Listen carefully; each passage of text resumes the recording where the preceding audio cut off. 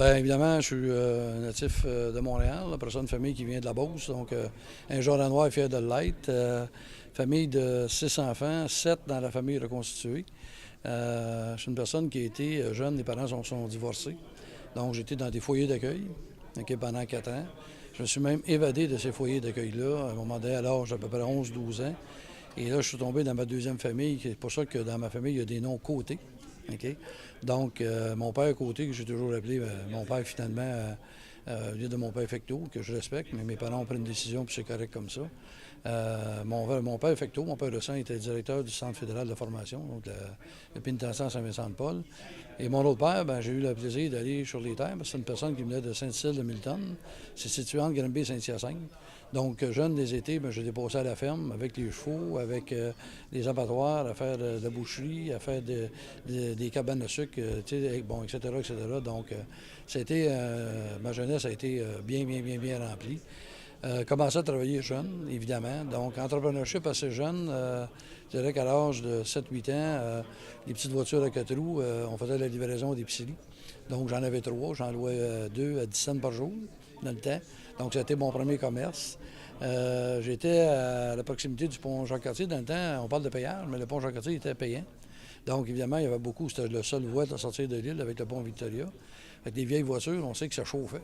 Donc, nous, dans ce temps-là, on était arrangé avec un. Aujourd'hui, on appelle ça un dépanneur, mais c'est le restaurant du coin. Donc, on vendait de la liqueur, le petit coke assassine, puis on vendait surtout de l'eau parce que les voitures chauffaient. Donc, c'est de la manière qu'on se faisait des sous. Cheminement collégial au haut niveau, commencé des cours de droit que je n'ai pas terminé parce que mon père a fait une crise de cœur. J'ai été élevé, mon père avait des commerces de liqueurs douces dans le temps, donc avec un assez bon nombre d'employés. Bon, dû quitter l'école pour prendre un coup de main à la relève, ce qui m'a fait plaisir. Donc, j'ai pas eu l'occasion de reprendre au niveau des cours. Mais après ça, je me suis joint avec un de mes cousins. On a fabriqué de la machinerie agricole, donc couvert un territoire américain. J'ai eu une carrière d'automobile de presque 40 ans, mais toujours avec 2-3 commerces en même temps. Ici, dans la région, j'ai eu Auto 104, qui est aujourd'hui, on a Saint-Jean-Béligne, à la sortie de la route 104. Là. On a été là pendant 4 ans. J'ai eu l'occasion de travailler mes premiers pas de vente, Mistral Ford dans le temps, Desjardins Automobiles, Nelson Fournier à la Colle, évidemment, à 24 ans chez Daily Toyota. Mais toujours en parallèle, j'ai été dans la restauration. Mon épouse a eu des boutiques de fleurs. Donc, comme je te dis, j'ai toujours été dans le commerce très proche. J'ai 2 fils, dont un travaille pour le Sillon Canada, celui qui fait de la course NASCAR, et un autre qui est directeur des pièces chez Daily, resté à l'emploi de Daily Toyota, donc une belle famille. Papy, ils ont besoin des familles reconstituées, donc 3 petits-enfants, donc j'adore tout simplement la famille. Et je parlais tantôt, j'ai toujours été quelqu'un, je pense que mon passage dans des foyers d'accueil, c'est peut-être là que j'ai découvert de dire que qu'est-ce que je peux faire pour aider. J'ai peut-être découvert cette partie-là à ce moment-là. Je pense que dans la vie, moi je dis que je crois beaucoup aux anges et j'y crois assez fermement. Donc une mission de fait de me donner la capacité d'être capable de rassembler des gens. J'ai fait une multitude de campagnes de levée de fonds, sur l'histoire, c'est connu. Mais je suis quelqu'un qui n'a pas d'attente. Je ne fais pas quelque chose en attente d'un certificat, d'une reconnaissance. Et d'ailleurs, ceux qui me connaissent bien, quand on me remet quelque chose, je viens rouge écarlate comme une tomate. Je suis mal à l'aise.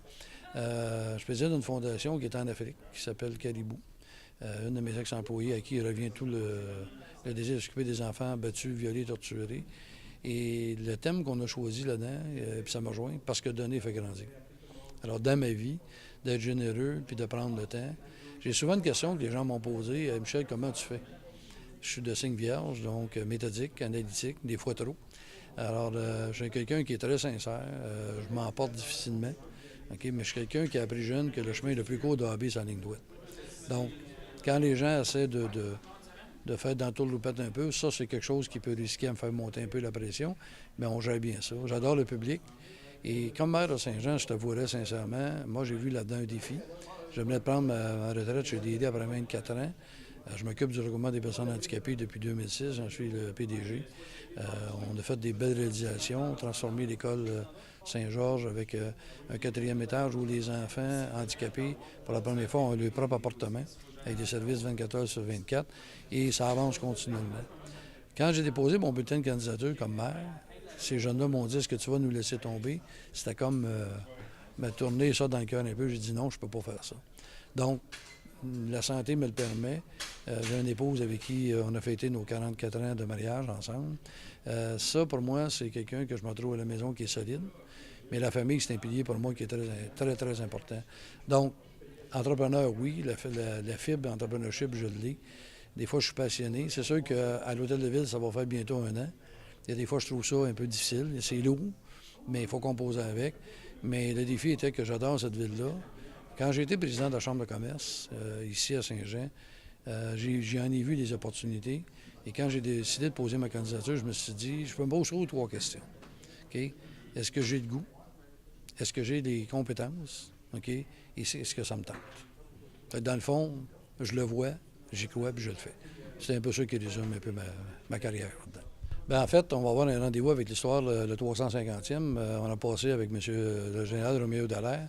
Puis il y a un point qui m'a touché, mais j'adore l'histoire, c'est que si aujourd'hui le Canada est le Canada, c'est grâce aux 43 jours que 300 Autochtones et des militaires du temps ont réussi à retarder les Américains de s'approcher de la ville de Québec. OK? Et ça fait qu'aujourd'hui, on est là. Alors, c'est de valeur que l'histoire soit sortie des écoles parce que c'est important de savoir où tu es et de savoir ce que tu t'en vas. Donc, j'avais des questionnements tantôt. On me disait que j'avais pas de vision, pas de plan. Quand je vais monter tous les plans qu'on a pour le Vieux-Saint-Jean, ça répondra. Mais c'est trop facile. Vous savez, quand je me suis posé, on parlait de jeu d'ensemble, il y en a qui l'interprètent à une sauce. La mission était qu'au Québec, on corrige 2 petits défauts qu'on a. Notre sport national chiolé, puis c'est pas dans ma cour. Et là, on va se faire un projet de société. La ville de Saint-Jean, c'est une des villes qui va prendre l'essor. J'ai dit en 2006, comme président de la Chambre, que cette ville-là deviendrait, dans un avenir prochain, presque le Laval de la Rive-Sud. Okay? Des opportunités, des fenêtres ouvertes, on les a, avec les infrastructures. La 35, c'est un engagement politique quand j'étais candidat en 2004. Okay? Aujourd'hui, c'est drôle, hein? Le rendez-vous est fait qui est ouvert, puis je suis maire et préfet de la MRC. Mais c'est cette ville-là, si on décide de travailler ensemble, puis quand j'ai fait ma conférence tôt cette année, Fier passé, brillant d'avenir, mais la ville va se faire quand tous les citoyens vont y croire, quand tous les citoyens vont dire, comme on dit en Beauce, tu balayes là devant ta porte, la ville est propre. Okay? C'est dans ce sens-là que je le vois. Il y a des projets là, pour le Vieux-Saint-Jean, puis tout partout sur le territoire. Tantôt, on a accepté la Milanaise, mais la Milanaise à Iberville, c'est un projet de 15 millions. Je ne l'ai pas mentionné tantôt, parce que, comme je le dis, moi, je n'ai pas d'attente. On va au concret. On a plein d'industries. Et le ministre politique, quand il est venu, il dit lui-même, qui vient souvent à Saint-Jean, il dit, vous avez un développement insoupçonné. Mais pour ça, il faut arrêter de, excuse-moi le terme bien québécois, bien beau son, il faut arrêter de picocher, puis il faut travailler ensemble pour arriver. Je n'ai pas d'attente personnelle, je suis au service des gens, et j'ai dit aux citoyens, que je répète, si vous me faites confiance, vous n'avez jamais eu quelqu'un d'aussi de proximité. Alors, ce qui me fait plaisir aujourd'hui, c'est que les gens disent, monsieur le maire, après 1 an, ça me met un peu mal à l'aise, OK? Puis je suis un peu, mettons, gêné un peu. Puis ça me fait plaisir de dire aux gens, je m'appelle Michel, je suis le même gars qui était, j'ai des gens aux mêmes endroits, je suis accessible, mais je ne vais pas là pour faire de la politique. Et ça, les gens me le disent. Michel, tu étais là avant. Donc, je suis resté le même individu. J'ai même mis des balises autour de mes gens les plus proches. C'est-à-dire, si vous voyez que je change un peu, bien, ramenez-moi sur la terre, mais je ne suis même pas inquiète pour ça. Moi, je pense que c'est d'avoir travaillé avec un conseil qu'on pourrait appeler divisé, là. Okay, d'avoir travaillé avec des hommes et des femmes que de plus en plus ont en cœur, on s'est élevé au-dessus de la politique. C'est mon plus grand souhait. Beaucoup de nos résolutions ont été adoptées à l'unanimité et je laisse les gens débattre. Ça, c'est de la démocratie. À un moment donné, il faut trancher. Et j'ai démontré aux gens que je ne tranchais pas juste de façon de plateforme politique ou en faveur d'une formation. Je tranche, les gens ont élu 12 conseillers et conseillères, puis ils ont élu un maire. Bien, je suis maire de tous les citoyens et je vais prendre soin de tous les citoyens, pas juste de ceux qui ont voté pour moi. Ça, c'est mon défi, puis j'en suis fier. Et je pense qu'après 1 an, de ce que j'entends sur le terrain, les gens voient que ça bouge. Okay? Mais je suis quelqu'un qui livre et je continue à faire ça. Mais on a besoin de ça avec l'ensemble de l'équipe. Puis c'est un appel aux citoyens, c'est avec eux autres, on travaille pour eux autres. Quand on parle de consultation, ils sont pas mal plus consultés qu'ils l'étaient. Okay, on voit avec les communications au niveau de la ville, des outils comme chez vous. Donc, c'est important. Ce que je dis aux citoyens, venez me rencontrer. Dans la période de questions ici, bon, j'ai pas besoin de le dire, il y en a que c'est peut-être juste parce que vous êtes présents, là. Mais je veux dire que le nombre de cas qu'on règle dans le bureau et d'efficacité, ça me permet aux gens, ça me permet d'interpréter nos directeurs. Et là, on trouve la solution, puis j'appelle mes citoyens affectueusement mes clients. Et c'est comme ça que j'aime mieux penser, parce que vous payez des taxes et vous attendez des services. On va avoir des choix dans le prochain budget à faire, là, à un moment donné. On peut, tu sais, la liste d'épiceries, demain matin, c'est comme dans un foyer. On peut tout rêver de vouloir acheter. Il faut avoir les moyens de nos ambitions. Puis il faut respecter la capacité de capter nos gens. Ça, c'est mon côté gestionnaire qui me guide dans ce sens-là, avec une bonne équipe qui nous supporte, la direction générale, nos employés, que je salue au passage.